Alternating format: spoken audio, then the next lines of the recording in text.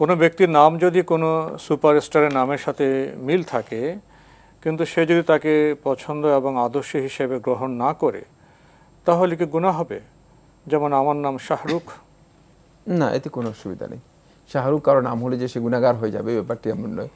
মানে গুনাহ কাজ করলে গুনাহ হবে, না করলে কেন হবে? এবং তার সাথে মানে আপনার পরিচয় না থাকলে বা পরিচয় থাকলেও কোনো গুনার বিষয় নয়।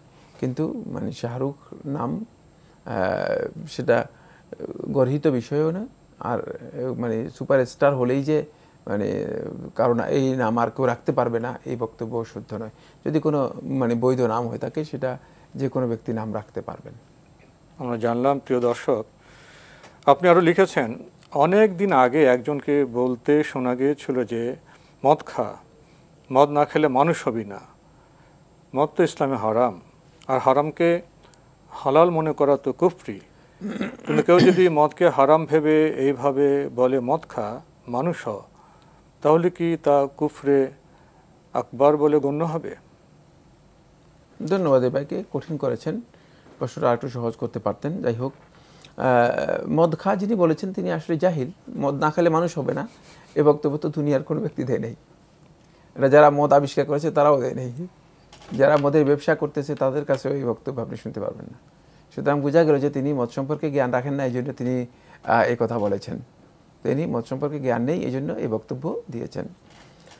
মদ ইসলামী শরীয়তের মধ্যে হারাম, কোনো সন্দেহ নেই। এখন তিনি যদি এই হারামকে জেনে এটাকে হারাম উপেক্ষা করে হালাল মনে করে মানে আল্লাহর বিধানকে লঙ্ঘন করার জন্য এই কথা বলে থাকেন, তাহলে অবশ্যই কুফরি হবে, অবশ্যই কুফরি হবে, কোনো সন্দেহ নেই। এটা কুফরির বড় পর্যায়ে পৌঁছতে পারে, কুফরি আকবর হতে পারে। তবে কুফরি আকবর হওয়ার জন্য শর্ত হচ্ছে তার মানে এখানে কোনো শুবহাত আছে কিনা, সন্দেহ আছে কিনা, সেটা কনফার্ম হতে হবে। কুফরি আকবর এমনি সরাসরি সাব্যস্ত হবে না, তাহলে কুফরি আসগর হবে, ছোট কুফরি হবে। আমি জানি না আপনি কুফরি আকবর এবং কুফরি আসগর আপনি প্রশ্ন করেছেন, এই জন্য আমরা বলছি এগুলো খুবই আইলমি বিষয়, একাডেমিক বিষয়। সুতরাং আপনি পার্থক্য করতে পারবেন কিনা। এমন কুফরি আসগর হবে ততক্ষণ পর্যন্ত যতক্ষণ পর্যন্ত তার এই শুবহাত, তার যে সন্দেহ সংশয় আছে কিনা, সেটা কনফিউশন যদি থাকে সেটা দূর করা পর্যন্ত। কিন্তু যদি সন্দেহ সংশয় দূর করার পরেও যদি তার কাছে সে মনে করে যে এটা হালাল, আমি মনে করি আল্লাহর বিধান এখানে ভুল, তাহলে কিন্তু এটা কুফরি আকবর হবে, কোনো সন্দেহ নেই।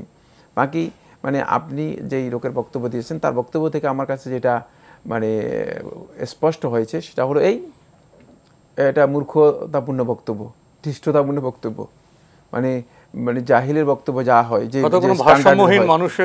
জাহিলের বক্তব্য যে স্ট্যান্ডার্ডের হয়, সেই স্ট্যান্ডার্ড আমার কাছে মনে হয়েছে।